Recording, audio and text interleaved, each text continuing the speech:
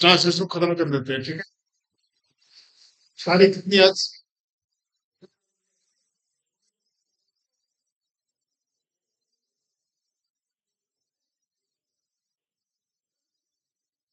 पिछले लेक्चर में हमने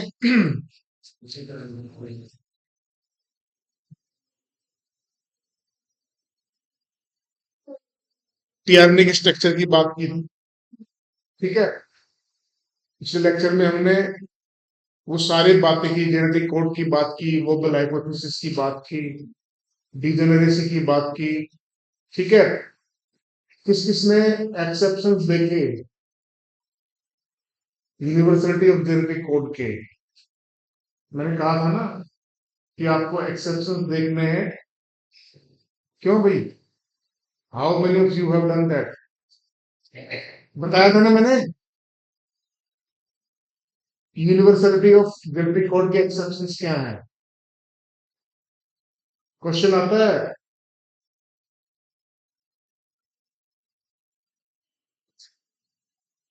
ट्रांसलेशन में अब हमारे सारे बिल्डिंग ब्लॉक्स तैयार हो गए ना, कि जिससे हमें, जैसे बच्चों के पास गेम होता है ना, उसके पास ब्लॉक्स होते हैं। जब सारे ब्लॉक्स होते हैं तो चाहे उसे कुछ भी बना लेते हैं, वो ट्रेन बना लेते हैं, कुछ भी। ऐसे हमारे पास भी ट्रांसलेशन को अब 1 घंटे में समझने के लिए सारे बिल्डिंग ब्लॉक्स तैयार हो गए हैं। ट्रांसलेशन कुछ भी नहीं है, प्रोटीन सिंथेसिस का जो प्रोसेस है उसको आप ट्रांसलेशन कहते हैं। और मैं इसको बार बार नहीं दोहराऊंगा कि अब जो डीएनए की डीएनए का जो डीएनए में जो मैसेज है वो आरएनए ट्रांसक्रिप्ट में ट्रांसलेट होता है, सॉरी ट्रांसक्रिप्ट होता है। और उस ट्रांसक्रिप्ट का अमीनो एसिड की लैंग्वेज में जो कन्वर्जन है, चेंज करना है, उसको हम क्या कहते हैं? प्रोटीन सिंथेसिस कहते हैं। और प्रोटीन सिंथेसिस कुछ भी नहीं है, एक पोलीमराइजेशन प्रोसेस है जिसमें बहुत सारे अमीनो एसिड जुड़ के आपस में एक चेन बनाते हैं। क्लियर? प्रोटीन सिंथेसिस बनाने होने के लिए किन किन चीजों की जरूरत पड़ती है? ठीक है, एक तो अमाइनो एसिड पूल होना चाहिए, नहीं? सेल में होता है ना, हर सेल में अमाइनो एसिड्स होते हैं। तो क्या क्या रिक्वायरमेंट्स होती है प्रोटीन के लिए? फर्स्ट, अमाइनो एसिड पूल होना चाहिए।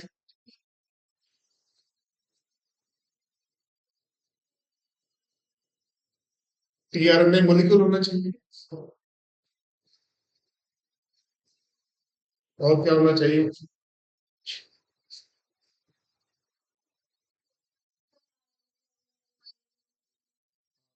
आगे कुल में एंजाइम चाहिए। अमीनो एसिड टीआरएनए सिंथेटेड एंजाइम चाहिए। क्या चाहिए?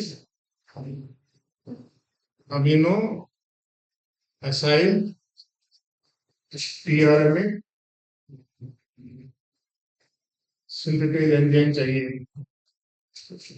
ठीक है, इसकी डिटेल में हमने बात की थी कि ये क्या करता है, कैसे वर्क करता है। इसके अलावा और क्या चाहिए? राइबोसोम चाहिए।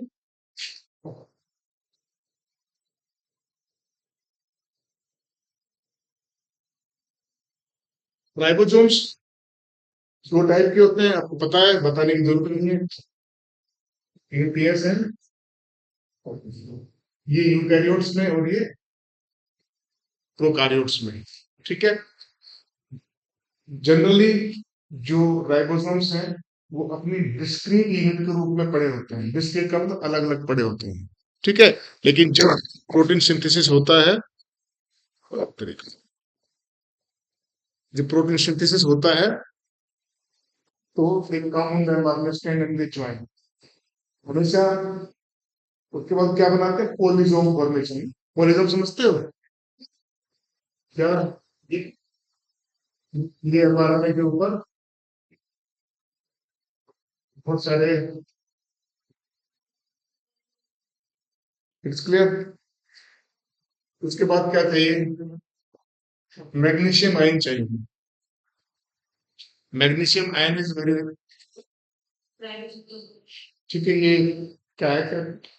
कोफैक्टर है। क्या है?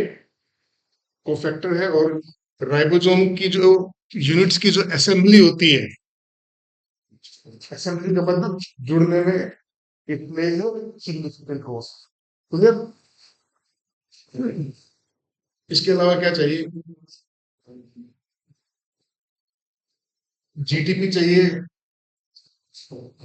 एटीपी चाहिए, जीटीपी भी चाहिए और एटीपी भी चाहिए। और क्या चाहिए? Ribozyme enzyme. ठीक है, राइबोजाइम एंजाइम कहाँ होता है?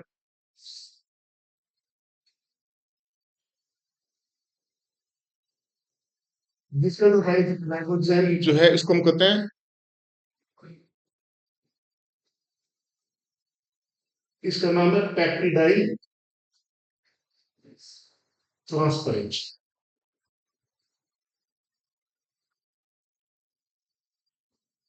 जो राइबोजाइम यूज होता है प्रोटीन सिंथेसिस में, जो अमीनो एसिड के बीच में जो बॉन्ड बनाता है, उस एंजाइम का नाम क्या है? Peptidyl transferase. पेप्टिडाइल, चीज को बंद कर देना एनसीईआरटी को, तुम्हारे पास से रखिए। ठीक है, ठीक है। इसमें पेप्टिडाइल ट्रांसफरेज एंजाइम, तो जो राइबोसोम जो है वो पेप्टिडाइल ट्रांसफरेज है। ठीक है, उसका नाम हो सकता है एनसीईआरटी में उसका नाम है नहीं, I don't know, but you must know कि जो राइबोजाइम है, राइबोजाइम का एक ब्रॉड क्लास हो गया है। राइबोजाइम्स को बोलते हैं जो एंजाइम आरएनए में चलते होते हैं। जो एंजाइम आरएनए में चलते होते हैं तो सभी को आप राइबोजाइम्स कह सकते हो। लेकिन जो पेप्टिडाइल ट्रांसफरेज एंजाइम नहीं, और मेन है एक राइबोजाइम का, क्योंकि पेप्टाइड बॉन्ड फॉर्मेशन में हेल्प करता है। It's clear? ये जो जो पेप्टिडाइल ट्रांसफरेज एक्टिविटी है, ये प्रोकैरियोट्स यूकैरियोट्स में तो 50s जो सब यूनिट होती है, उसमें 28.5s सब यूनिट होती है, उसके अंदर होता है। जो पेप्टिडाइल ट्रांसफरेज एक्टिविटी जो है, वो यूकैरियोट में 50s सब यूनिट होता है ना, पढ़ा है नहीं पढ़ा? 50 और 30 होता है ना, सॉरी 50 और हाँ, 30s, और इसका कौन सा होगा इसका? इसमें प्रोकैरियोट में कौन कौन सी सब यूनिट होती हैं? 30s और 50s ना, और इसमें 40s और 60 ना। याद हो गई इतना तो। इसमें जो 60s सब यूनिट है उसके अंदर होता है ट्रांसफरेज एक्टिविटी, और 50s के भी ना आगे फर्दर उसमें ब्रेक डाउन है। तो उसके जो 28s जो है ना, उसमें है। और इसकी जो 50s सब यूनिट है ना, इसमें 23s आरआरएनए होता है। वो 23s आरआरएनए वो एक्चुअल में जो पेप्टिडाइल ट्रांसफरेज एक्टिविटी का जो सेंटर है, वो एक्चुअली ये सिक्योरिटी नहीं। अगर आपको ज्यादा नहीं देखना, आपके सिंपली जो लार्जेस्ट सब यूनिट है उसके अंदर रिजाइड कर दी, प्रोकैरियोट्स में हो चाहे यूकैरियोट्स में हो, ये आगे अंदर ना घुसो तो। लेकिन आपको ये पता होना चाहिए कि एक्चुअल में where is the ribosome. Ribosome जो है वो कहाँ पे है? राइबोसोम्स के अंदर है। क्योंकि जो राइबोसोम्स है वो क्या है फंडामेंटली, क्या है वो? राइबोसोम्स क्या है fundamentally, sorry, ribosomes RNA protein है। ठीक है ना, आरएनए प्रोटीन, कह सकते हैं कि ये न्यूक्लियोप्रोटीन्स है। दे आर न्यूक्लियोप्रोटीन्स, इसमें न्यूक्लियोटाइड भी हैं और प्रोटीन्स हैं। तो न्यूक्लियोप्रोटीन मिलकर है इसकी राइबोसोम्स की। तो जो राइबोसोम्स हैं उनमें एक आरएनए होता है, एक प्रोटीन होता है। तो जो उसका आरएनए पार्ट होता है, उस आरएनए पार्ट के अंदर ये सभी यूनिट है। और जो जो दोनों की जो बात है सभी यूनिट है, उसके अंदर पेप्टिडाइल ट्रांसफरेज एक्टिविटी रहती है, जो कि किसके लिए जरूरत है? Amino sorry peptide bond formation के लिए। Is that clear? ये सब चीजें क्या चाहिए हमें प्रोटीन सिंथेसिस करवाने के लिए? All is they are required. अब कौन कौन से स्टेप्स हैं?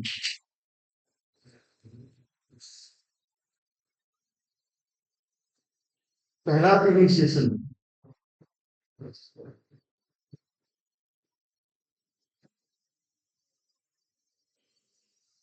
First step is the initiation. अब इनिशिएशन के दो सब पार्ट होते हैं,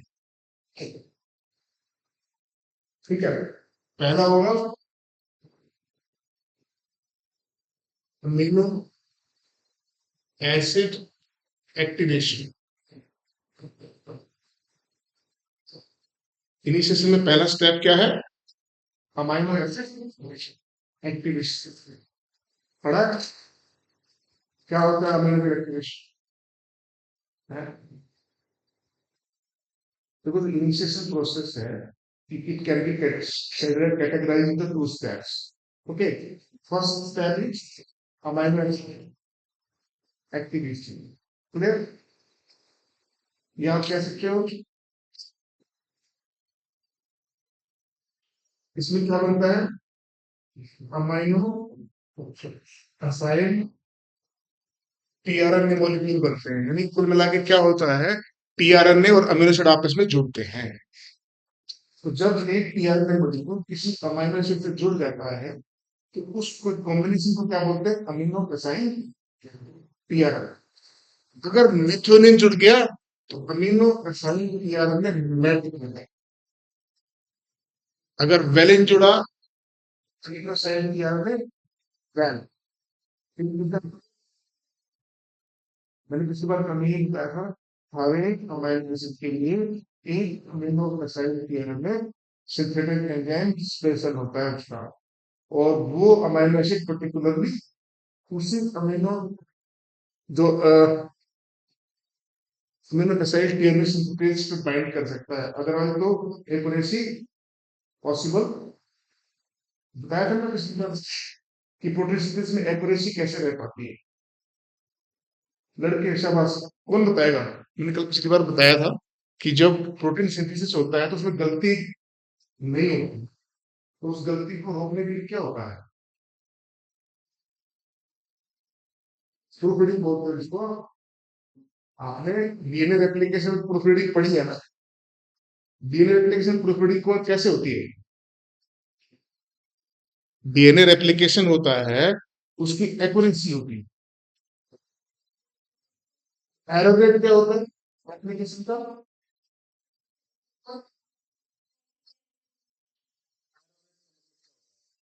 गलती होने के चांस कितने हैं? कितने कम?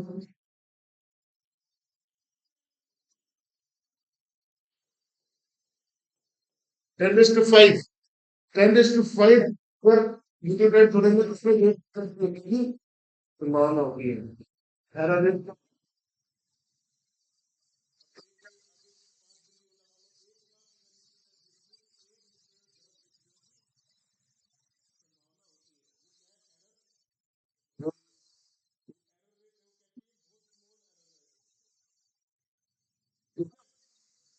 इन्हें रेप्लिकेशन का जो एरर रेट है वो बहुत कम है, और वो एरर रेट कम है, उसके पीछे का कारण क्या है?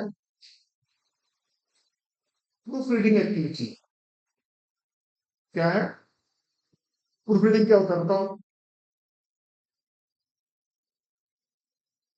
शादी के कार्ड पत्ते में देखिए तुमने, पहली बार वो कार्ड चिपके आते हैं तो तुम्हारे घर वालों को देता है रफ प्रिंट कि भाई उसमें देख ले, फादर का नाम गलत है, दूल्हे का नाम गलत है, किसी के नाम की स्पेलिंग गलत है।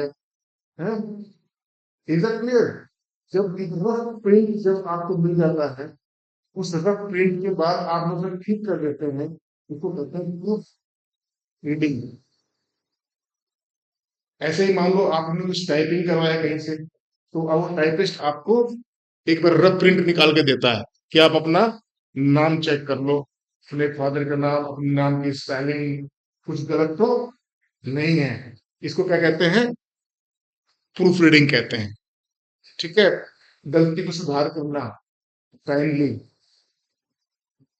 इसको कहते हैं प्रूफ रीडिंग एक्टिविटी। तो डीएनए की जो रेप्लिकेशन की जो प्रूफ रीडिंग एक्टिविटी है वो कहाँ पे होती है?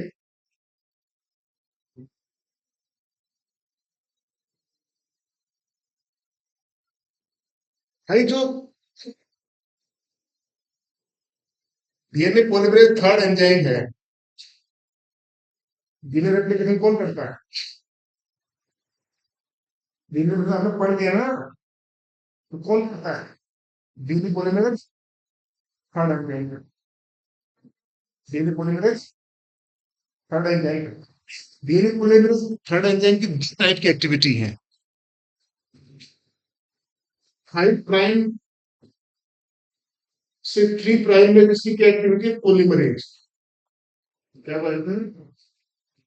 पॉलीमरेज एक्टिविटी का मतलब क्या हुआ कि ये 3 प्राइम एंड पे न्यूक्लियोटाइड को एंड करता हुआ चला जाता है, M2 M3, जिससे कि जिसको आप डीएनए का रेप्लिकेशन कहते हैं।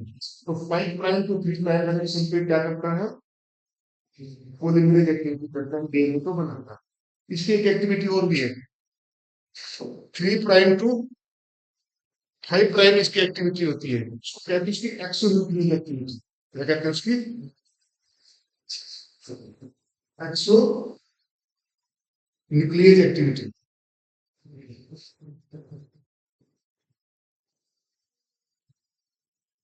3 प्राइम टू 5 प्राइम मतलब उल्टा। अब 3 प्राइम टू 5 प्राइम की तो गलत जुड़ने की संभावना कहाँ है?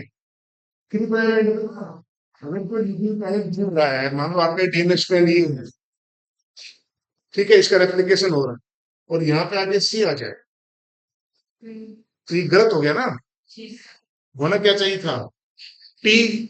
तो इसको इसको सुधारने का काम किसका है? ये क्योंकि 3 प्राइम एंड है ना, तो डीएनए रेप्लिकेशन जो हो रहा है वो, ये पॉलीमरेज 3 एंजाइम जो है इधर 5 प्राइम टू 3 प्राइम में, ये तो पॉलीमरेज एक्टिविटी होगी। पॉलीमरेज एक्टिविटी से इसने गलत सी को जोड़ दिया। अब क्या होगा? इसी एंजाइम में एक एक्टिविटी इसकी और भी है, इसका काम एक और भी है कि सही जुड़ा के गलत जुड़ा। तो ये एंजाइम 3 से लेकर 5 तक इसकी एक्सोन्यूक्लियस एक्टिविटी है। एक्सोन्यूक्लियस का मतलब कट करना, जो गलत हो जाए उसको कट करना। एक होता है एंडोन्यूक्लियस एक्टिविटी होती है, एक एक्सोन्यूक्लियस एक्टिविटी होती है। एंडोन्यूक्लियस एक्टिविटी में और एक्सोन्यूक्लियस एक्टिविटी में क्या अंतर है? हाँ, यस। तो जो एंड से कटिंग होती है वो कौन करते हैं? एक्सोन्यूक्लियस करते हैं। और जो बीच में से डीएनए को काटना होता है वो एंडोन्यूक्लियस होते हैं। और एंडोन्यूक्लियस जो है कि एक एग्जांपल बताओ। हाँ, हाँ।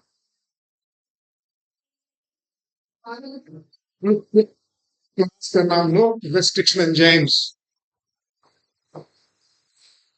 सारे के सारे जो रेस्ट्रिक्शन एंडोन्यूक्लियस बोलते हैं इनको, सारे के सारे रेस्ट्रिक्शन एंजाइम जो हैं they are the types endonuclease. और जो आप बता रहे हो इनको R1 हिंदी वैलिन, ये सारे क्या है? They are the types of endonuclease.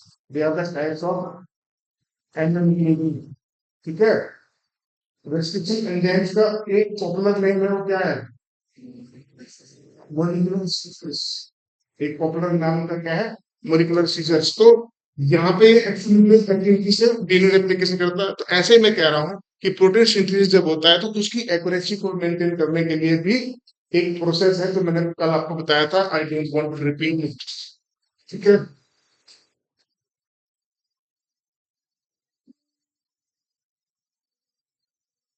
दूसरा, इनिशिएशन कॉम्प्लेक्स फॉर्मेशन। लिख लो इन पॉइंट्स।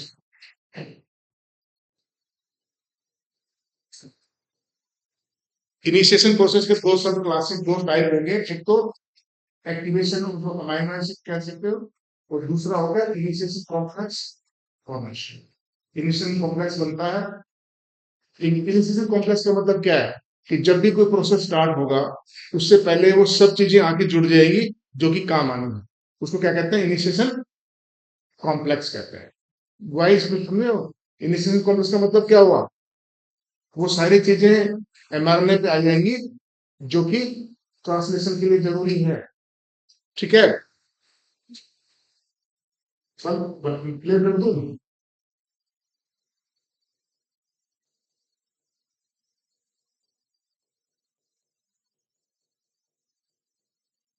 अमीनो एसिड के साथ सबसे पहले एटीपी ज्वाइन करता है, ठीक है? इसको चार्ज करता है, चार्ज अमीनो एसिड बना देता है, और उस चार्ज अमीनो एसिड के साथ फिर क्या जुड़ जाता है? टीआरएनए। तो एक्चुअल में क्या बन जाता है फिर? Amino assign tRNA, that is the activation of. इसका मतलब यहाँ से जो कंसेप्ट निकल के जा रहा है कि जो अमीनो एसिड एक्टिवेशन है वो एक एक्टिव प्रोसेस है।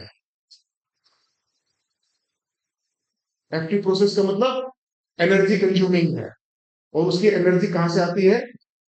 एटीपी से। यहाँ से ये समझने की बात है कि एटीपी जो जो अमीनो एसिड एक्टिवेशन जो का प्रोसेस है वो एक एक्टिव प्रोसेस है, जिसमें सेल को एनर्जी खर्च करनी पड़ती है, और वो एनर्जी कहाँ से आती है? एटीपी से आती है। Is that clear? ठीक है। अब आपके पास अमीनो एसिड टीआरएनए बन गया है।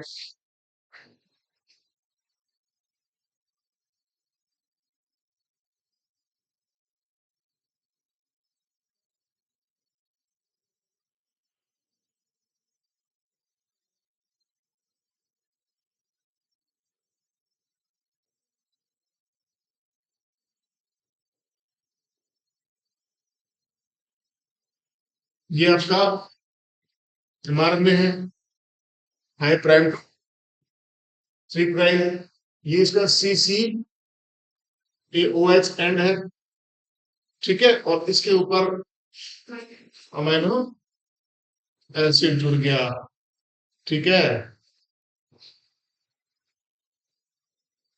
एफ मैट जुड़ गया मानो, फॉर्मलाइन। हाँ, जो यूकैरियोट्स, जो प्रोकैरियोट्स में बैक्टीरिया है, उसमें फॉर्मिन न्यूक्लियस इनिस सबसे पहले आता है, ठीक है? और जो यूकैरियोट्स हैं उनमें फॉर्मेलिन सिर्फ मिथाइल आता है केवल, उसमें फॉर्मेलिन मिथाइल की जरूरत नहीं होती, ठीक है?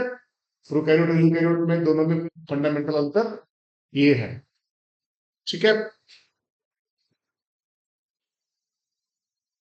यूकैरियोट्स का जो ट्रांसक्रिप्शन का जो प्रोसेस है, it is very complex.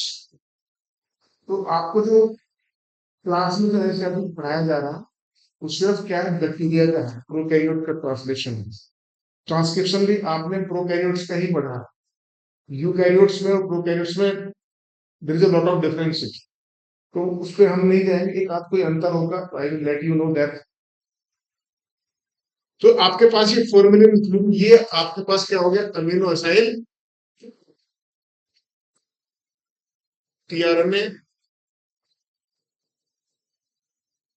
F met हो गया, ठीक है? दो इनिशिएशन कोडोन है, एयूजी और जीयूजी। दो इनिशिएशन कोडोन है, एक तो एयूजी है और एक जीयूजी है। क्लियर? जब एयूजी तो हमेशा मिथ्यूनिन को बताएगा,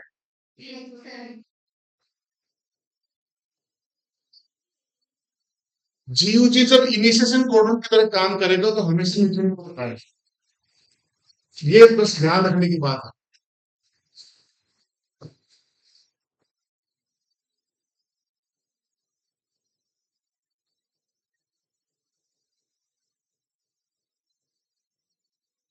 क्वेश्चन ये है कि जीयूजी जब इनिशिएशन कोडोन की तरह काम करेगा, कौन मिथ्यूनिन, और जब इन बिटवीन चेन आ जाएगा तो ये वेलिन को बताएगा।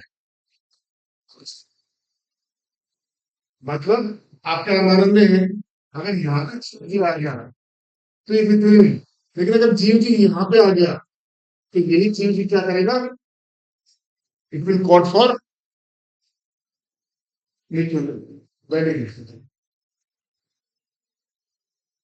तो क्वेश्चन ये है यहाँ पे, सभी लोग पूछते हैं कि वैलिन जब इनिशियल कोडोन की तरह काम करता है तो ये इसको डिनोट करता है, और वैलिन जीयूजी जब पेप्टाइड एमआरएनए के सीक्वेंस के बीच में जब रहता है तो ये जनरली जो इसका कोड है वैलिन, तो ये वैलिन को कोड करता है। तो क्वेश्चन यहाँ पे ये है। ठीक है। बैक्टीरिया में फॉर्मेलिटी मिथेन क्यों होता है फॉर्मेलाइजेशन क्यों होता है? डीएनए का बॉडी जो जो बैक्टीरियल डीएनए है वो डीएनए मॉडिफाइड डीएनए होता है। क्यों होता है? फॉर्मेलाइजेशन क्यों किया जाता है बैक्टीरियल डीएनए का? आपने जब नहीं तो आपने रेस्ट्रिक्शन एंजाइम पढ़े होंगे, उसमें पता आपने देखा होगा कि बैक्टीरिया खुद एंड एंडोन्यूक्लियोसिस पैदा करते हैं ना। बैक्टीरिया जो है they are the source of endonucleosis. अगर वो खुद के जीनों को काट पीट के हटा देंगे तो उसका खत्म हो जाएगा। तो उसमें उसको कहते हैं रेस्ट्रिक्शन मॉडिफिकेशन मॉडल है। तो जो डीएनए जो बैक्टीरिया है वो अपने डीएनए को मिथाइलेशन कर लेता है। और उस मिथाइलेशन से क्या होता है कि वो रेस्ट्रिक्शन एंजाइम्स को पहचानते नहीं, ताकि उसको एक्ट नहीं कर पाते हैं। इसलिए बैक्टीरिया अपने जीनोम को अपने ही रेस्ट्रिक्शन एंजाइम्स से बचाते हैं। ठीक है। बस अब ट्रांसलेशन में कुछ भी नहीं है। अब एक डायग्राम और बना देते हैं, उसके बाद क्लियर है। अब यहाँ पे नेचुरली यहाँ पे एयूजी होगा ना, क्यों? और यहाँ पे क्या होगा?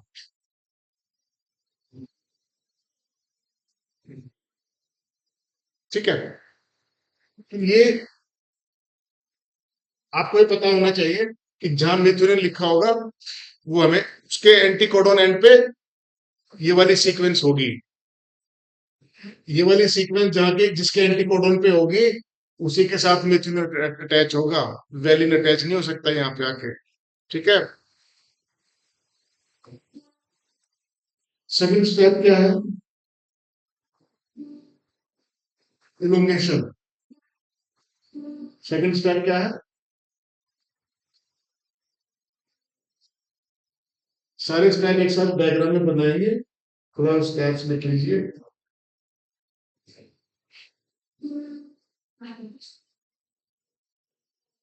इलोंगेशन। इलोंगेशन में क्या होता है? Peptide bond formation.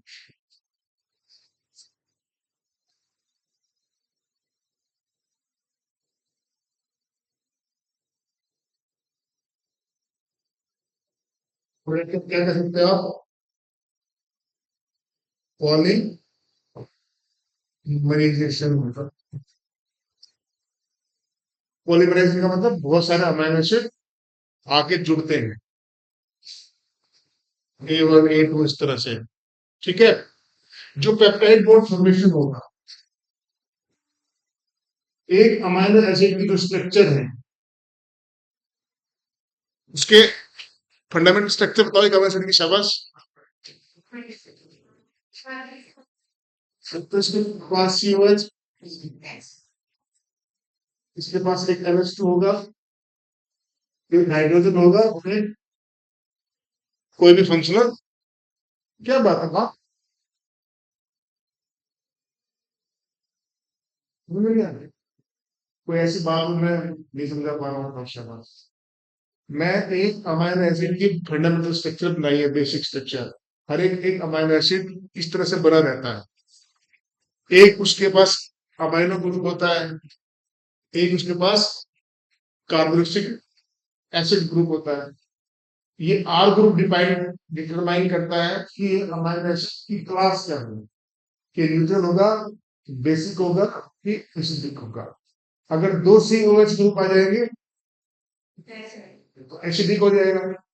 अगर दो NH2 ग्रुप आ गए तो ओवरऑल इस, और एक NH2 एक COH है तो न्यूट्रल, तो तीन क्लास हो गई अमाइनो एसिड्स की। तो ये तो एक अमाइनो एसिड हो गया। इसको NH2 एक ही दूसरा अमाइनो, ये दूसरा अमाइनो एसिड हो गया ना भाई।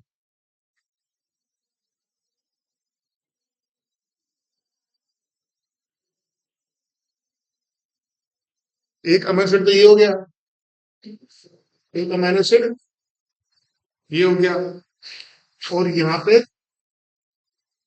ये वाटर मॉलिक्यूल निकल जाएगा। पेप्टाइड जब बॉन्ड फॉर्मेशन होती है तो इसमें वाटर मॉलिक्यूल निकल जाएगा। क्या होगा? ठीक है, ये ऐसे चला जाएगा। ठीक है, ये एन, ये एच, ये जो बॉन्ड है ये पेप्टाइड बॉन्ड। क्या भाई मुझे समझाओ क्या कह रहे हैं? कोई तो प्रॉब्लम, तो बस खड़ो, क्या कह रहे थे आप? नहीं, मुझे मुझे बताओ।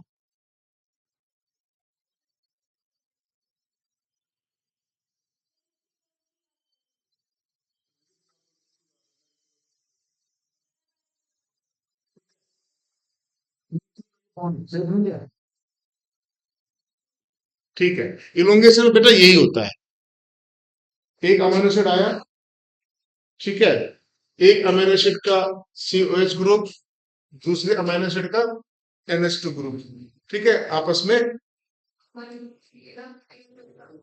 एक वाटर मॉलिक्यूल निकल गया, उसको कंडेंसेशन भी कहते हैं, पेप्टाइड बॉन्ड।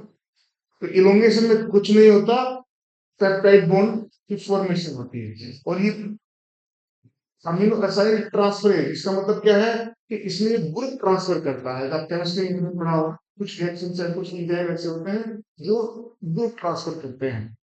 ठीक है, तो ये असाइल ग्रुप को ट्रांसफरेंस एक्टिविटी, उसके डिटेल में मैं जानना चाहता, ज्यादा बायोकेमिस्ट्री डिटेल हो जाएगी। तो अल्टीमेटली ये वाली जो रिएक्शन है वो कौन कर रहा है? जो बॉन्ड फॉर्मेशन की एक्टिविटी अभी मैंने लिखवाया, पेप्टिड डाई ट्रांसफरेज, पेप्टिडाइड ट्रांसफरेज जो कि एक राइबोजाइम, जो कि एक राइबोजाइम है। इसका मतलब क्या हुआ कि प्रोटीन फॉर्मेशन के लिए राइबोजाइम, तुम बस सोच के देखो ऐसा क्या हुआ होगा कि पेप्टाइड बॉन्ड फॉर्मेशन के लिए राइबोजाइम ही काम दे रहा है, और अब तक वो चला आ रहा है। अब मैंने पिछली बार आरएनए वर्ल्ड की बात की थी, आरएनए वर्ल्ड में आरएनए ही प्रोटीन बना रहा था, आरएनए जेनेटिक मटेरियल था, आरएनए ही इंजाइम पर काम कर रहा था। मान लो स्टार्टिंग में जब प्रोटीन बननी थी और पेप्टाइड बॉन्ड फॉर्मेशन के लिए प्रोटीन बन नहीं सकती थी, अगर पेप्टाइड बॉन्ड फॉर्मेशन के लिए कोई प्रोटीन एंजाइम होता और प्रोटीन थी नहीं, तो क्या आज एवोल्यूशन में क्या प्रोटीन हो सकती थी? इसलिए प्रोटीन फॉर्मेशन के लिए किसी प्रोटीन एंजाइम को बजाय आरएनए एंजाइम को सिलेक्ट किया एवोल्यूशन में, सेल में। क्योंकि जो प्रीमिटिव सेल्स थी उनके अंदर तो डीएनए था ही नहीं, आरएनए था, प्रोटीन्स भी नहीं थी। अब प्रोटीन को बनाना जरूरी नहीं था। उसके लिए क्या हुआ? उसके लिए क्या हुआ? आरएनए को ही रेस्पॉन्सिबल कर दिया गया कि प्रोटीन बन जाए। जब बाद में जब प्रोटीन बन गई तो प्रोटीन की स्ट्रक्चर आरएनए से बेहतर सिद्ध हुई, और वो कैटालिटिक एक्टिविटी का जो काम था वो प्रोटीन से, आरएनए ने से प्रोटीन ने ले लिया कि आपसे बेहतर हम कर लेंगे।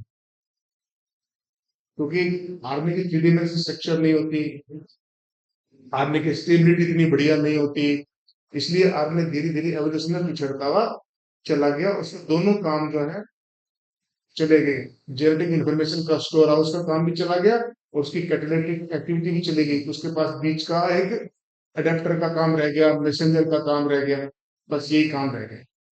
ठीक है,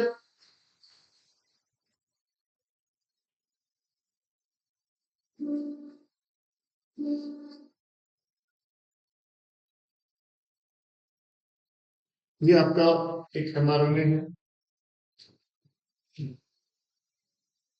सपोज करो यहाँ पे AUG कोडोन है, यहाँ पे GUG कोडोन, आगे कोई CCA ए कुछ नहीं हो सकता है, कोडोन्स है। अच्छा, प्रोटीन इनिशिएशन के अंदर कुछ टाइप की प्रोटीन्स की लिस्ट होती है इनिशिएशन के लिए, कुछ प्रोटीन्स की जरूरत होती है। जैसे ट्रांसक्रिप्शन होता है, तो ट्रांसक्रिप्शन को इनिशिएट करने के लिए कुछ प्रोटीन्स की जरूरत होती है। तो क्या आप बता सकते हैं कि ट्रांसक्रिप्शन को इनिशिएट करने के लिए कौन सी प्रोटीन की जरूरत होती है?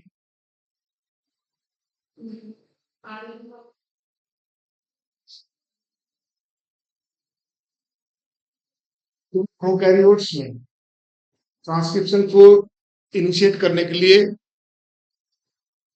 आरएनए पॉलीमरेज के अलावा कोई प्रोटीन नहीं चाहिए। लेकिन यूकैरियोट्स में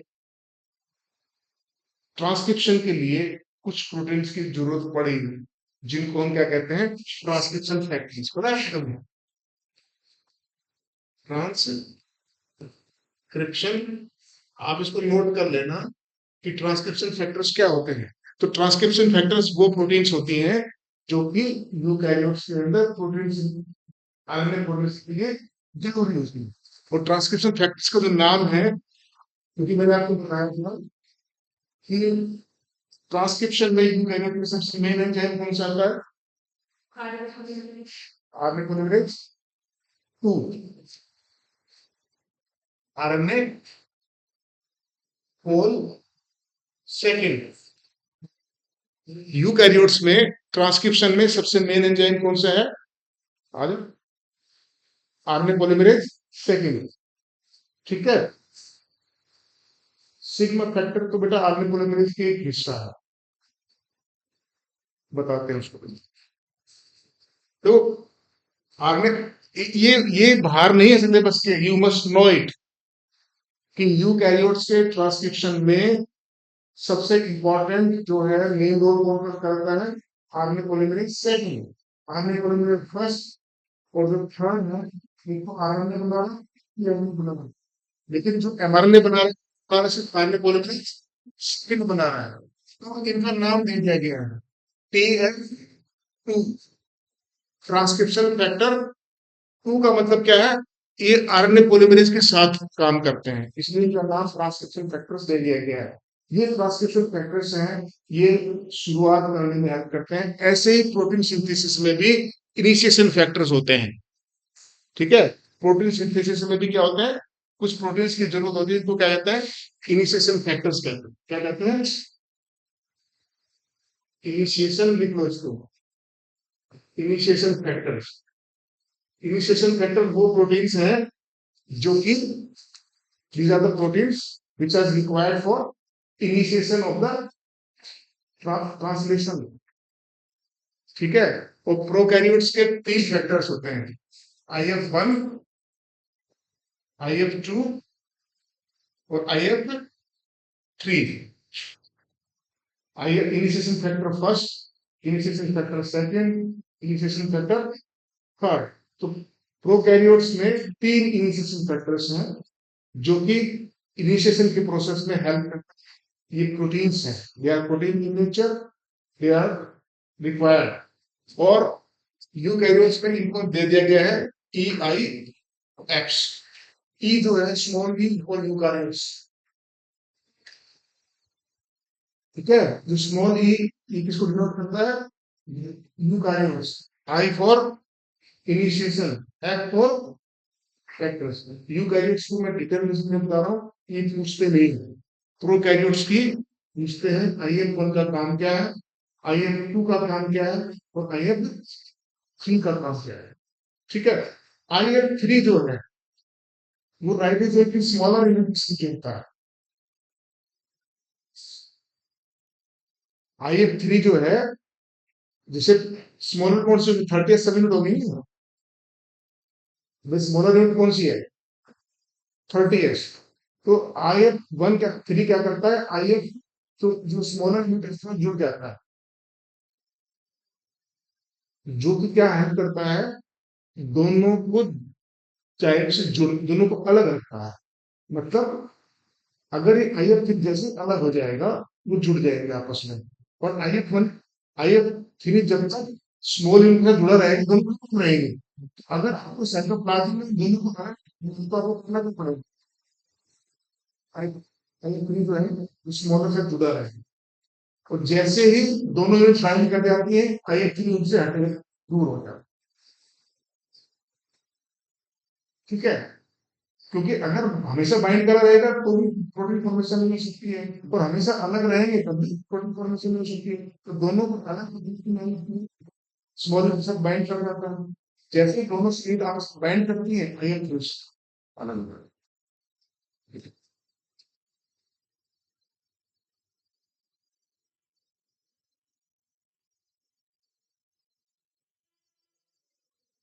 ये एक राइबोसोम है, ठीक है। और इस राइबोसोम में तीन साइज होते हैं, पता भी नहीं।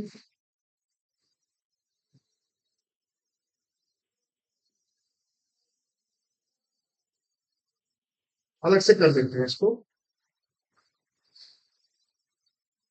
ये 30s, ये 50s।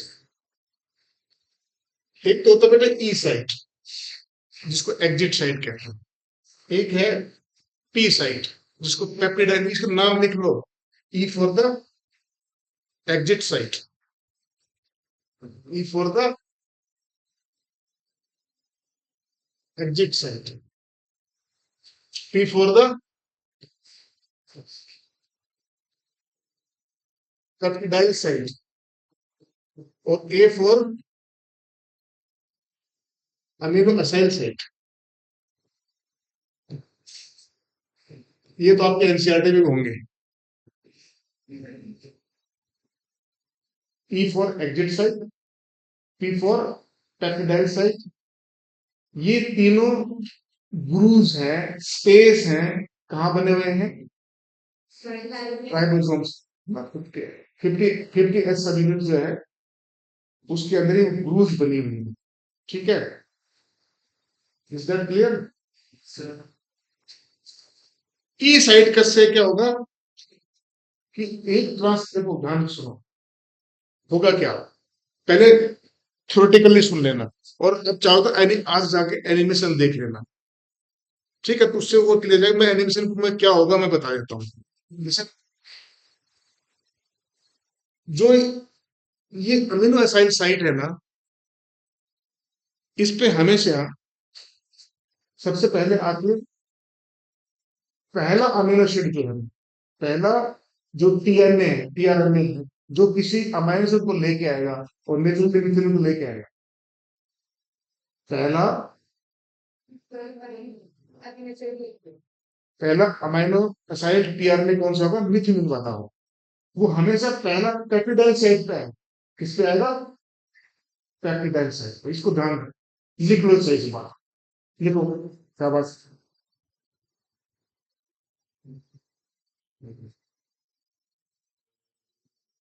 The first amino acyl tRNA,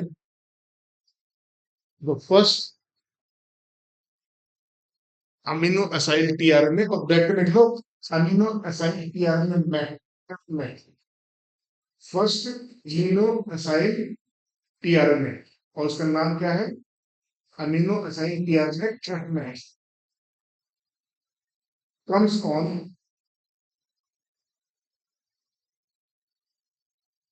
the P site of ribosome,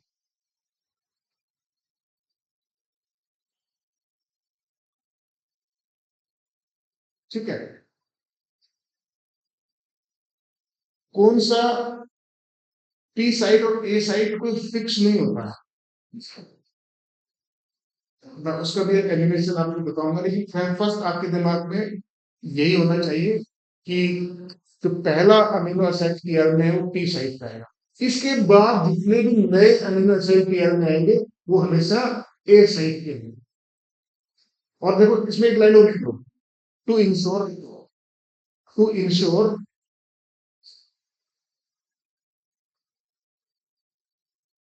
this, किसको इंश्योर करने के लिए कि पहला पी साइट पे ही आए, to ensure this I one initiation factor one binds to the A side of the ribosome.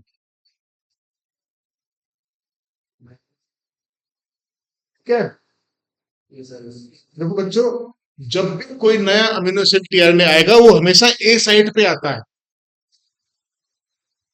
ठीक है, लेकिन पहला पी साइड पे आए, इसको इंश्योर करने के लिए एक बंदा बिठा दिया कि इस सीट को तू रोकने किसी को नहीं बैठने देना जब तक हम ना, जैसे आप लोग किसी को बोले, आप यहाँ बैठ जाओ, ताकि इस सीट पे कोई ना बैठे, इस पे बैठे। तो IF1 जो है इनिशिएशन के दौरान ए साइड पे बाइंड रहता है, क्योंकि ए साइड में जो बाइंड रहेगा तो अमीनो एसिड टीआरएनए अपने आप ही पी साइड पे आएगा। और जैसे एक बार पी साइड पे फर्स्ट वाला आ गया, उसके बाद IF1 जो, उसके बाद हर एक अमाइनो एसिड जो है, जो टीआरएनए लेके आएगा, वो किस पे आएगा, ए पे ही आता है। वो पी का मतलब क्या होता है, पेप्टाइड, कि जिस टीआरएनए के साथ पेप्टाइड जुड़ रही है, ठीक है। जैसे एक इस डायग्राम से थोड़ा सा हटके बना लेते हैं, इनसे गपशप, जैसे यहाँ पे पहला वाला है ये AC, और यहाँ पे आया दूसरा वाला, ये C हो गया, ये ये वैलिन को लेके आया, ये मिथेन को लेके आया, तो आपस में क्या होगा, पेप्टाइड बॉन्ड की फॉर्मेशन हो गई। सुनो, ये that is a crucial point, कि पहला वाला टीआरएनए यहाँ पे AUG पे आके बाइंड हो गया, अब ए साइड फ्री हो गया, तो ये वाला जो पी साइड था और ये वाला ए साइड नया वाला वैलिन को लेके आ गया। जैसे दोनों साथ साथ हो जाएंगे, इनके बीच में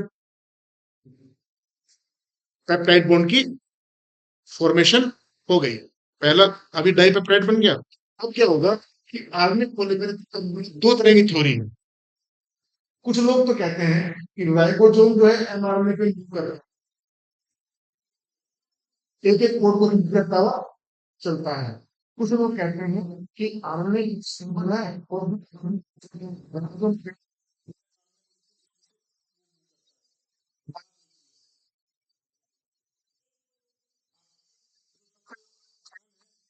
वो मूव कर रहा है हमारे में पे, और एक एक कोडोन को रीड करता हुआ चल रहा है। तो जो भी यहाँ पे अमीनो एसिड आएगा थर्ड वाला, ठीक है, अब क्या होगा कि जैसे ये बॉन्ड फॉर्मेशन हो गई ना, तो ये राइबोसोम एक कदम आगे बढ़ जाएगा, ठीक है। तो अब देखो बच्चों, जैसे ही एक कदम आगे बढ़ेगा ना, तो जो पी साइड थी ना, वो ई में कन्वर्ट हो, पी साइड जो है वो ई में कन्वर्ट हो जाएगी। अब ये इसका काम खत्म हो जाएगा। अभी टीआरएन, ये जो टीआरएन मिथिन को लेके आएगा, इसका काम खत्म हो जाएगा, ये छोड़ के ई साइड से जाएगा। चलिए पहली बार इसकी जरूरत पड़ेगी, तो इसकी लड़ने को नहीं है। तो जैसे जैसे मूव करता रहेगा,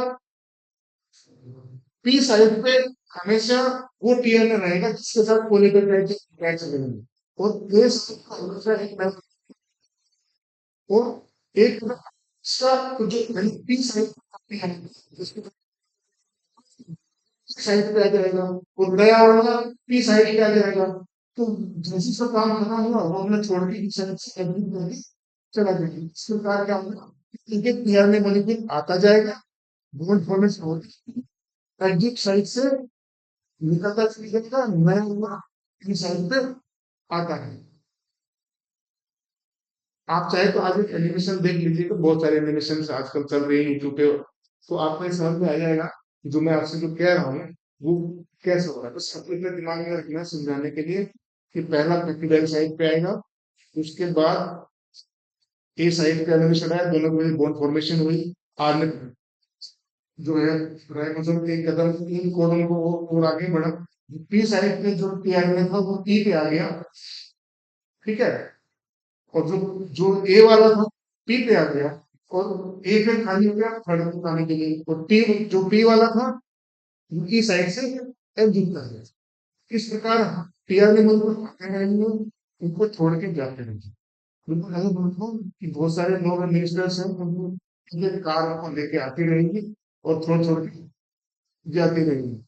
और प्रत्येक हर एक की अपने कार है, यानी कि हर एक हमारे पास अपना अपना टीआरएनए मॉलिक्यूल जिसपे उसको बैठ के आना होता है। बस टीआरएनए मॉलिक्यूल का काम यही है, सही टीआरएनए, सही अमाइनो एसिड को सही कोडोन पे छोड़ दी। चलिए पहले तो जैसे वो आएगा पेप्टाइड ट्रांसफरेज जो है वो बॉन्ड की फॉर्मेशन कर देगा। इस प्रोसेस को हम इलोंगेशन कहते हैं। इनिशिएशन में क्या होगा, सबसे पहले आई सुन लो बस, आई थ्री जो है वो स्मॉल यूनिट के साथ जुड़ गया है, क्योंकि 50s और 60s जो 50s 30s अलग अलग पड़ेगी, तो सबसे पहले आई थ्री जो है वो स्मॉल यूनिट के साथ जुड़ के चला जाएगा। जैसे ही वो स्मॉल यूनिट जुड़ जाएगा वो उसको लेके आएगा एमआरएनए पे, ठीक है। फिर IF2 जो है आके जुड़ेगा और 50s सभी जो उसका 50 होगी ना, 50 आके जुड़ जाएगी। जैसे 50 आगे जुड़ेगी IF3 फ्री हो जाएगा, IF2 भी फ्री हो जाएगा। IF1 जो है वो ए साइड पर है।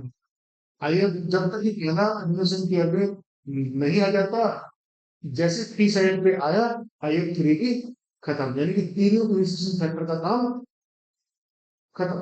IF2 क्या करता है, गाइड करता है 50s को ले जाने के लिए, बस उसका काम ये हो गया। तो तीनों इनिशिएशन फैक्टर्स का अपना अपना रोल है। जो इलोंगेशन में एनर्जी लगती है वो जीटीपी एनर्जी लगती है, ठीक है।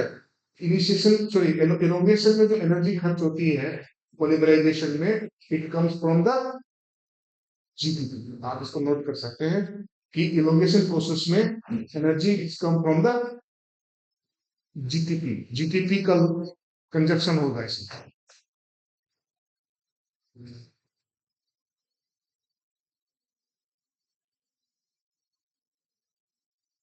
ठीक है। जीटीपी, जीटीपी इसका मतलब क्या हुआ, ट्रांसलेशन में एनर्जी एटीपी और जीटीपी दोनों कर रहे हैं, कि चलते रहेंगे जब तक कि कोई स्टॉप कोडन ना आ जाए। कौन कौन से स्टॉप कोडन है,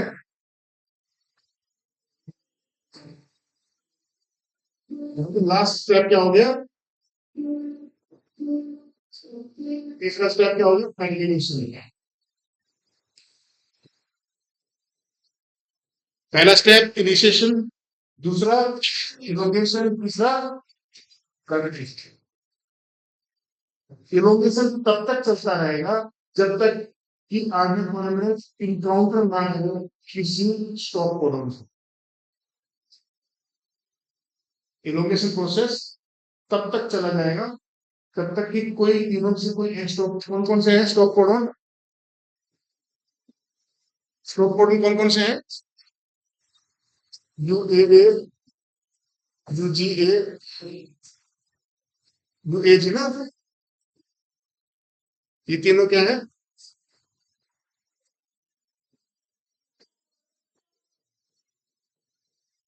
इनको टर्मिनेशन कोडन भी कह देते हैं, स्टॉप कोडन भी कह देते हैं, टर्मिनेशन कोडन भी कहते हैं, नॉनसेंस कोडन भी कह देते हैं। तीनों टाइप के आपको कहते हैं। नॉनसेंस भी कहते हैं किसी अमाइनो एसिड को कोड में, इसलिए नॉनसेंस हो गया है, अदरवाइज इनका काम तो है।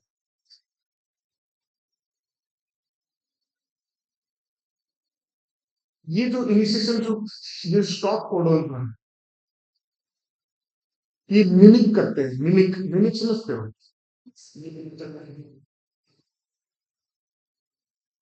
इनिशिएशन कोडोन पे जो जैसे ट्रांजिशन कोडोन आता है तो इसको मोलिकुलर मिमिक्री कहते हैं। और एमआरएनए को ऐसा मैसेज उसको क्या बोलते हैं इसको,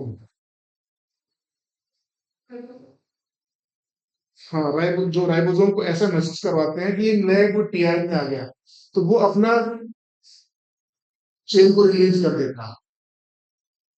इसको हाइड्रोलाइसिस प्रोसेस कहते हैं, थोड़ा डीप है, I don't want to tell you. लेकिन जो स्टॉप कोडॉन्स है वो जिस प्रोसेस को यूज करते हैं उसको कहते हैं मोलिकुलर मिमिक्री। तो ये मिमिक करते हैं कि एक नया टीआरएनए आ गया है और धोखे में जो है वो पेप्टाइड चेन उसको ट्रांसफर कर देता है और वो खत्म। बस उसका हाइड्रोलिसिस हो जाता है और वो प्रोटीन जो है वो साइटोप्लाज्म में बन के आ जाती है। टर्मिनेशन कोडोन हर एक प्रोटीन का निश्चित होता है। जैसे मान लो कोई प्रोटीन 100 अमीनो एसिड की है, 101 101 जो कोडोन है अपने आप में स्टॉप होना चाहिए। अगर कोई प्रोटीन फंक्शनल प्रोटीन है उसमें 100 अमीनो एसिड की जरूरत है, अगर 101 हो गए तो खराब, अगर 99 हो गए तो खराब। म्यूटेशन से क्या होता है, कभी कभी म्यूटेशन से क्या हुआ, नॉर्मल कोडोन में म्यूटेशन हुई, उसको स्टॉप कोडोन में बदल दो। अगर मानो नॉर्मल कोडोन में म्यूटेशन आ गई तो क्या होगा कि नॉर्मल कोडोन किसी बदल गया, कैसे उसका आगे मान लो जिससे कि स्टॉप कोडोन बन गया। तो स्टॉप कोडोन जैसे बना तो ट्रांसलेशन प्रीमेच्योरली, प्रीमेच्योर ट्रांसलेशन का, ट्रांसलेशन का मतलब समझते हो, नॉन फंक्शनल प्रोटीन। और प्रोटीन नॉन फंक्शनल हो जाएगी तो एंजाइम नॉन फंक्शनल हो जाएगा, एंजाइम नॉन फंक्शनल हो जाएगा तो सेल की एक्टिविटी गड़बड़ा जाएगी, फिर आपको दिखाई देगा कि इसमें म्यूटेशन आ गई। अगर म्यूटेशन आएगी तो अल्टीमेटली फर्क कहाँ पे जाके पड़ेगा, प्रोटीन पे जाके पड़ेगा ना, कि जो होना था वो नहीं हो, कुछ और हो गया है। तो तीनों टाइप के जो प्रोसेस हैं, initiation, innovation and termination, three kinds of process you know it now. बस वो ट्रांसलेशन में और कुछ ज्यादा है नहीं। आपको उसमें से कुछ पूछना है, कोई सवाल आपके मन में है, यू कैन आस्क। क्वेश्चन वाले कैसे करवाते हैं टीचर्स, तुम खुद करते हो टीचर करवाता है? तो मैं सही कह रहा हूँ, जेनेटिक कोड, टीआरएनए की स्ट्रक्चर और प्रोटीन का ट्रांसलेशन और ट्रांसक्रिप्शन, इनके पी वाई क्यू जो करना है। If you encounter any problem, कमती नहीं, मैं इतना पढ़ाता हूँ कि दिमाग पर ज्यादा गलत दिया, एम्स में उसका पेपर बना दिया किसी ने, किसी का दिमाग गड़बड़ कर गया, इनिशिएशन फैक्टर पूछ लिए, तो मैंने आपको तीनों इनिशिएशन, ऐसे ही बेटा रिलीज फैक्टर भी होते हैं। ट्रांजिशन के लिए इसको याद रखना।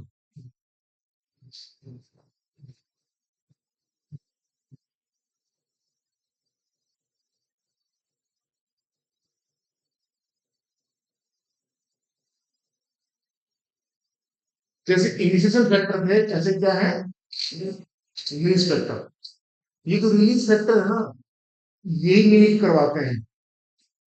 ये रिलीज फैक्टर जो है ना ऐसा महसूस कराएगा कि नया टीआरएम में आ रहा है, तो धोखा खा जाता है बेचारा वो राइवल जो। तो जो टर्मिनेशन होता है वो किसकी मदद से होता है, रिलीज फैक्टर्स की मदद से, किसकी मदद से होता है। और जो रिलीज फैक्टर्स होते हैं ये हर एक, जो भी आपका जो कोडोन होता है, हर एक कोडोन का अलग रिलीज फैक्टर होता है, कोई किसी के साथ कोई किसी के साथ, ठीक है। तो रिलीज फैक्टर्स है। तो आज घर से एक काम करके आना है, गूगल से कि कौन से कोडोन के लिए कौन कौन सा release factor response compatibility, codon कौन कौन से स्टॉप कोडोन है, हर एक स्टॉप कोडोन, तो ये स्टॉप कोडोन आएगा तो रिलीज फैक्टर RF1 आएगा, ये वाला स्टॉप कोडोन आएगा तो ये वाला आएगा, ठीक है। कुछ इनिशियल कुछ रिलीज फैक्टर मैं आपसे मेहनत इसलिए कराना चाहता हूँ कि जैसे आप खुद खोजोगे और लिखोगे ना तो आप भूलोगे नहीं। ये सवाल बड़े कंपटीशन, जैसे मान लो कभी भी आप दोगे कोई कंपटीशन दोगे, हो सकता है इनिशियल फैक्टर और रिलीज फैक्टर आपसे प्रीएम्प्ट लिए पूछ लिया जाए। It's not a big deal और it is not out syllabus, it is not out of syllabus. आप मैं आउट ऑफ सिलेबस पढ़ाऊंगा भी नहीं, क्योंकि आउट ऑफ सिलेबस पढ़ाने के लिए बस बहुत सारे मैं भी नहीं, एमएससी बहुत कुछ पढ़ा देते हैं।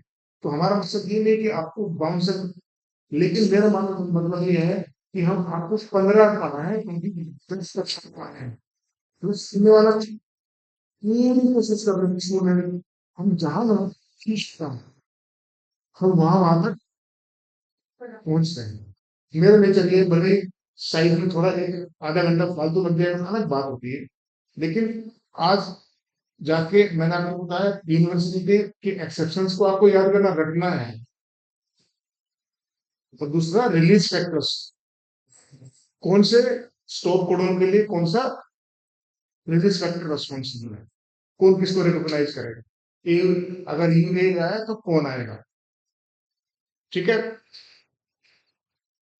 राइबोसोम अपनी चेन रिलीज फैक्टर को दे एक अलग नया सा टीआरएनए समझ के, और रिलीज फैक्टर उसको लेके गायब हो जाता है और टर्मिनेशन वहां पे हो जाता है। जैसे टर्मिनेशन होता है उसके बाद प्रोटीन साइटोप्लाज्म में आती है, फिर उसकी क्या होती है फोल्डिंग। ठीक है, प्रोटीन फोल्डिंग समझते हैं। Protein yes, primary secondary tertiary. ठीक है, कुछ पोस्ट ट्रांसक्रिप्शन मॉडिफिकेशन होने होते हैं किसी प्रोटीन में, कुछ पोस्ट ट्रांसक्रिप्शन मॉडिफिकेशन होना है, वो मॉडिफिकेशन हो जाएगा।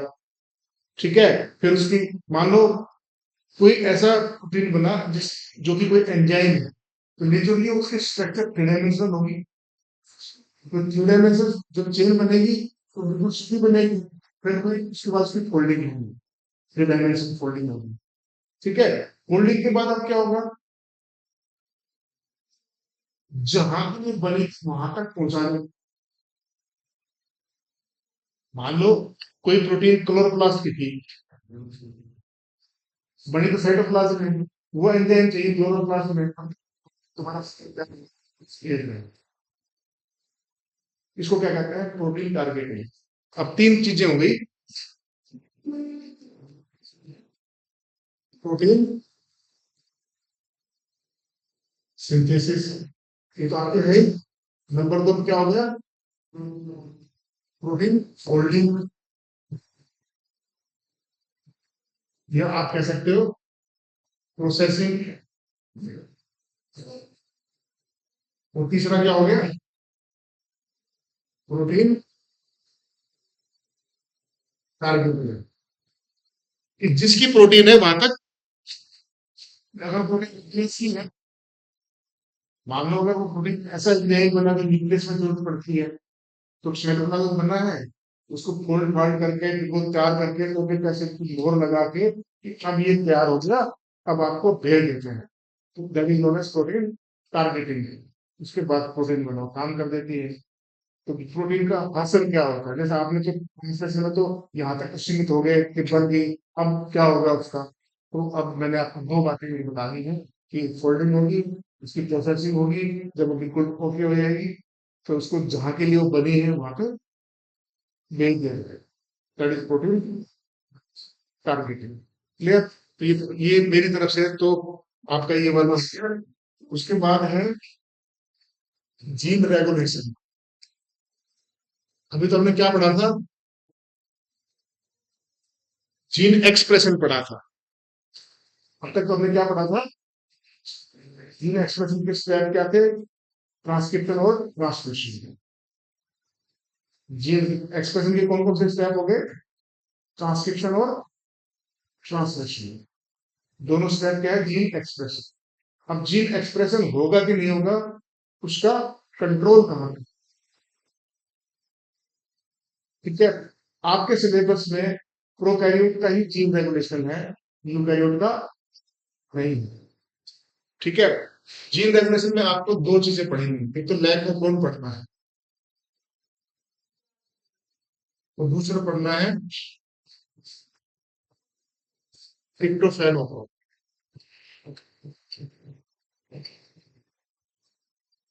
क्या पढ़ना है, ओपरल।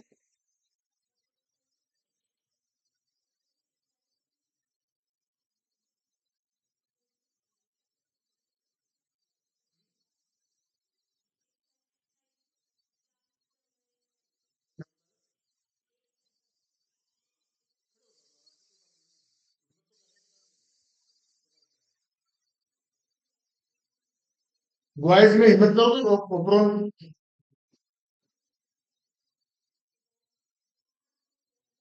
जब आप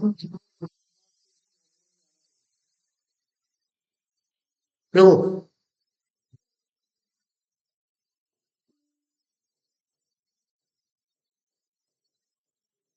प्रैक्टिकल जो जीनोम है वो कैसा है?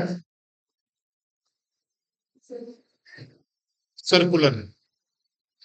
ठीक है। बैक्टीरियल जीनोम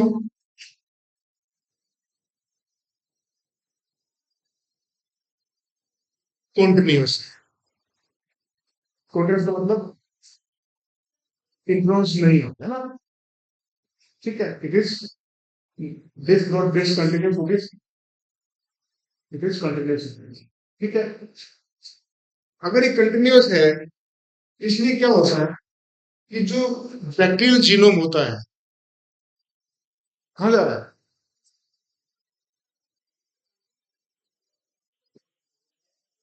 तो जितने भी देखो देखो सुनो मेरी बात, पढ़ने से डॉक्टर बनते ना तो सब बन जाते हैं। इस बात को ध्यान से सुनना। 14 घंटे, 15 घंटे, 16 घंटे बहुत लोग पढ़ते हैं, अरे डॉक्टर नहीं बनता। पढ़ाई के साथ साथ एक चीज की और जरूरत होती है, जिसको कहते हैं पात्रता, डिजर्विंग।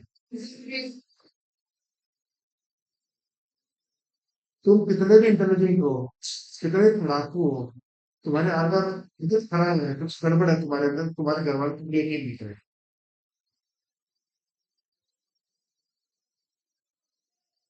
पढ़ाई होने से ही तुम अच्छे बच्चे जरूर बन जाओगे। कंडक्ट भी अच्छा होना चाहिए, बिहेव अच्छा होना चाहिए, स्वभाव अच्छा होना चाहिए। इसका मतलब क्या है? डॉक्टर वो बनेंगे जो ईश्वर की नजर में पाप बनेंगे, जो जो इस प्रोफेशन के साथ न्याय कर सकते हैं, जो त्याग कर सकते हैं, जो पैर करने की हिम्मत रखते हैं। एक डॉक्टर है, ऑपरेशन थिएटर में 5 घंटे खड़ा होता है, सब पेशेंट जो है, हम 2.5 घंटे क्लास में नहीं बैठ सकते। अगर आपको 8 घंटे का ऑपरेशन करना पड़ जाए तो इसको भी बनाते हैं ईश्वर, पहले इसको अच्छे से देख लेते हैं कि भगोड़ा है कि मैदान में रुकने वाला है, इसको देना चाहिए कि नहीं देना चाहिए। इसलिए पढ़ाई के साथ साथ अपने अंदर पात्रता को भी बनाना है, मैदान में रुकना है, एरोगेंस छोड़नी है। जब किसी टीचर क्लास में बैठो तो आपका जो मस्तिष्क है वो खाली एम्प्टी होना चाहिए। It's like this. अगर तुम कहोगे मैं पहले ही भरा हुआ हूँ, मुझे इतनी नॉलेज है, मैं इतना पढ़ दिया, तो वो क्लास आपके लिए बेकार हो। फिर अगर किसी से कुछ लेना है तो आपको थोड़ा मस्तिष्क से खाली होना पड़ेगा। एरोगेंस, जो बिना बात की चीजें होती हैं उनको बाहर निकालना पड़ेगा, खाली रहना पड़ेगा, तब कुछ में बर्तन खाली हो तब कुछ नया डल जाता है। ठीक है। तो जैसे कोई बैक्टीरिया जीनोम है, तो बेटा जो भी बैक्टीरिया के अंदर जो मेटाबॉलिक पाथवेज होते हैं, मेटाबॉलिक पाथवे का मतलब क्या है? कि कोई भी मेटाबॉलिक रिएक्शन हो रही है, वो मल्टी स्टेप होती है। ये जो भी आपको पता है, यानी कि कोई भी चीज बन रही है तो ए से बी, बी से सी, सी से डी और लास्ट में ई बन रहा है, यानी कि मल्टी स्टेप रिएक्शन है। और हर एक रिएक्शन कंट्रोल करने के लिए स्पेशल एंजाइम,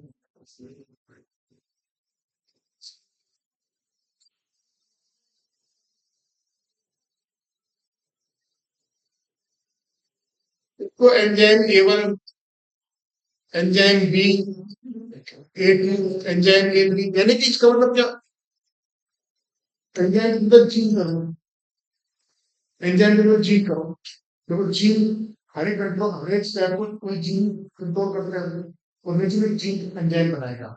यानी कि हर एक कोई मेटाबॉलिक पाथवे है कि कोई मल्टी स्टेप रिएक्शन है, उस हर एक स्टेप को कंट्रोल करने के लिए एक एंजाइम, एक जीन होगा जो कि एक एंजाइम बनाएगा। ये क्लियर क्लियर क्लियर। सपोज करो कि एक पाथवे है, ठीक है, और वो पाथवे है लैक्टोज ब्रेकअप। लैक्टोज को ब्रेक डाउन का मतलब क्या हुआ? लैक्टोज को तोड़ना। लैक्टोज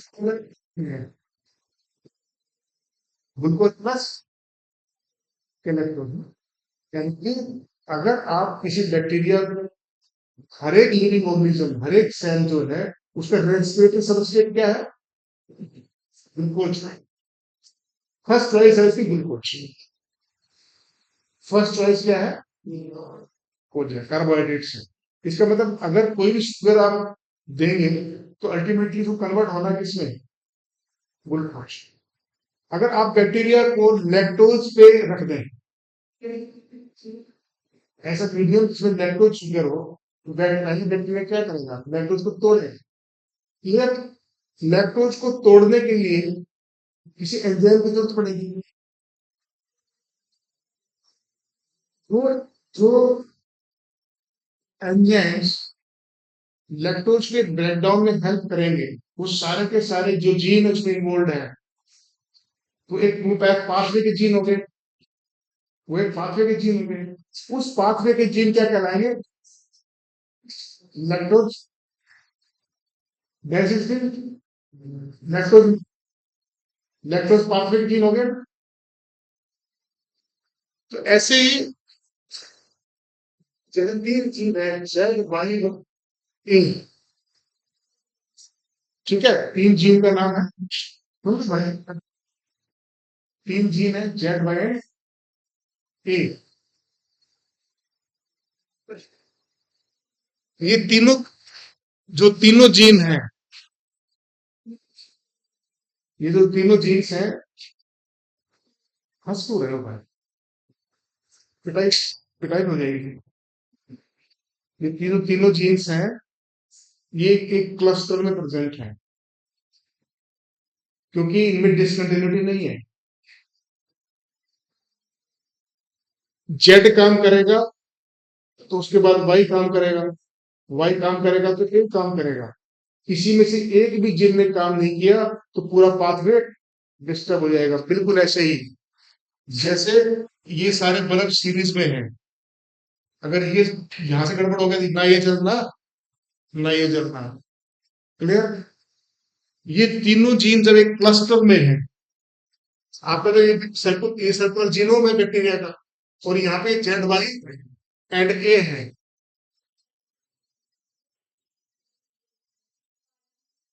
क्या कर रहे थे आप? क्या नहीं सेंस वाला? वही फिर क्या दिक्कत होती है?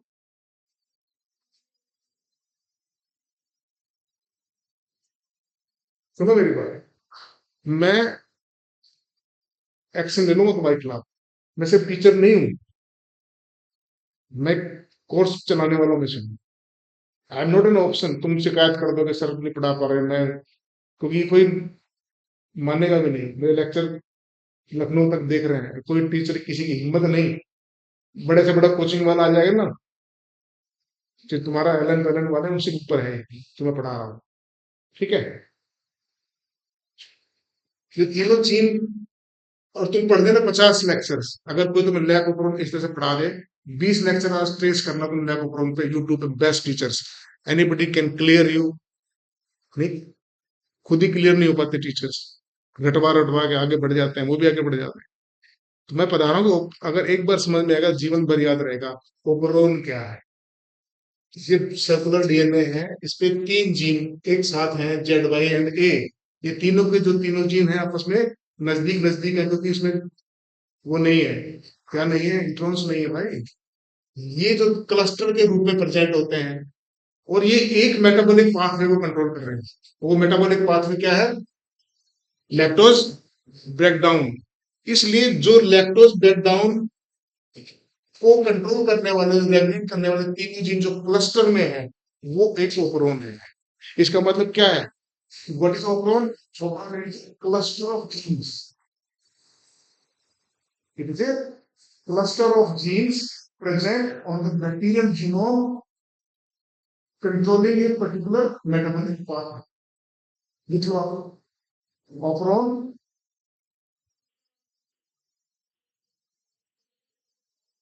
तो किसी भी किताब में से कंप्लीट डेफिनेशन मुझे ला के देना, नहीं मिलनी।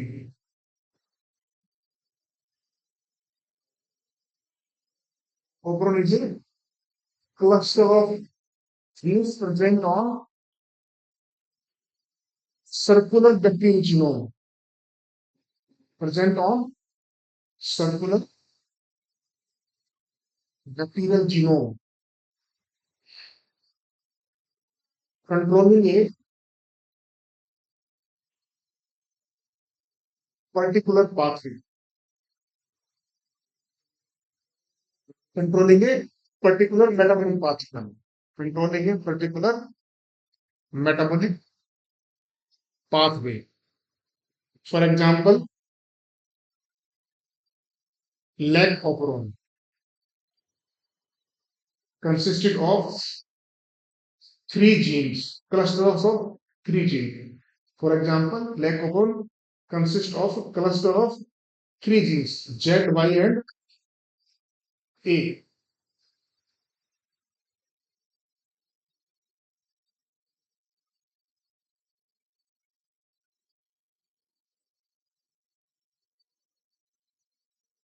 लेकिन जो पॉलीसिस्टोनिक होता है, मोनोसिस्टोनिक होता है। क्यों?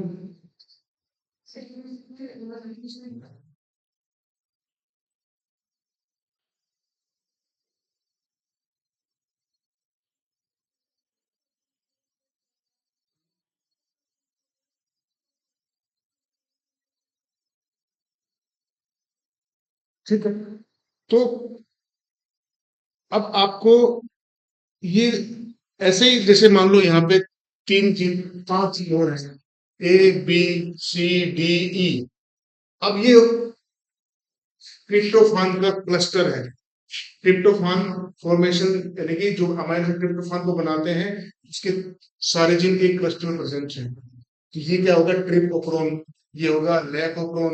इसी प्रकार एरेबिनोजोप्रोन, यानी कि बैक्टीरिया के जीनोम पे हर एक टाइप के मेटाबॉलिक पाथवे के जीन जो है एक जगह क्लस्टर प्रोन्स कहना। जिस जो काम करते हैं उसके नाम दे देते हैं। एरेबिनोज, एरेबिनोप्रोन, ट्रिप्टोफान, ट्रिप्टोफानोप्रोन, लैक, लैकोप्रोन। तो जो ओपन का अनुसार है, कुछ प्रोटीन्स जो कि आपस में इंटरकनेक्टेड होता है। अगर एक में म्यूटेशन हो गई, खत्म, पूरा पूरा पाथवे समाप्त हो जाए। इसलिए बहुत जरूरी है कि इसमें चीजें जो है, हो गया टाइम में, you want to get off it, कोई बात नहीं। आप कल ना लैब ओपरॉन पढ़ाएंगे, कल छुट्टी थोड़ी ना है।